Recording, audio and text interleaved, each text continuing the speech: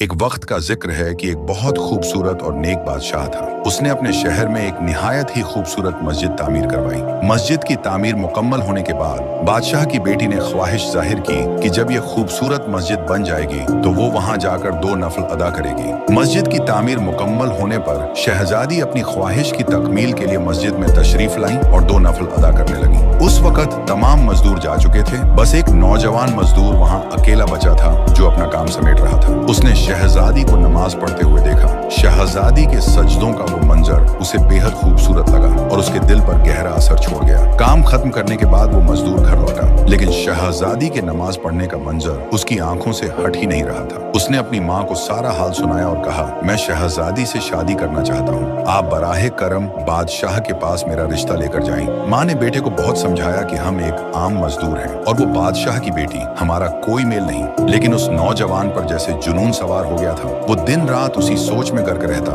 न खाना खाता न काम करता। उसकी हालत दिन ब दिन बिगड़ती चली गई, यहाँ तक कि वो मरने के करीब हो गया। बेटे की ये हालत देखकर माँ बहुत परेशान हुई और मजबूरन बादशाह के पास पहुंची। उसने बादशाह को अपने बेटे की सारी कहानी सुनाई। बादशाह ने बड़े तहम्मुल से उसकी बात सुनी और कहा, अगर आपका बेटा 40 रातें मस्जिद में तमाम लोगों के जाने के बाद कयाम करे तो मैं उसकी शादी अपनी बेटी से कर दूंगा। बादशाह ने यह भी कहा कि उसकी निगरानी की जाएगी और अगर वो एक रात भी न आया तो ये रिश्ता नहीं हो पाएगा। माँ ने घर आकर बेटे को बादशाह की शर्त बताई। वो नौजवान फौरन तैयार हो गया। हर रात जब सब नमाजी चले जाते वो मस्जिद में कयाम के लिए जाता। वो अल्लाह के हुजूर सजदे करता, दुआएं मांगता और उसकी इबादत में खो जाता। 1 2 3 करते करते 40 रातें गुजर गईं, लेकिन नौजवान बादशाह के पास नहीं गया, बल्कि वो कई और रातें भी मस्जिद में ही गुजारता रहा। जब काफी दिन गुजर गए और वो नौजवान बादशाह के पास नहीं आया तो बादशाह ने उसे अपने महल में बुलवाया। बादशाह ने उससे पूछा, क्या तुमने मेरी शर्त पूरी की? नौजवान मजदूर ने कहा, जी हुजूर,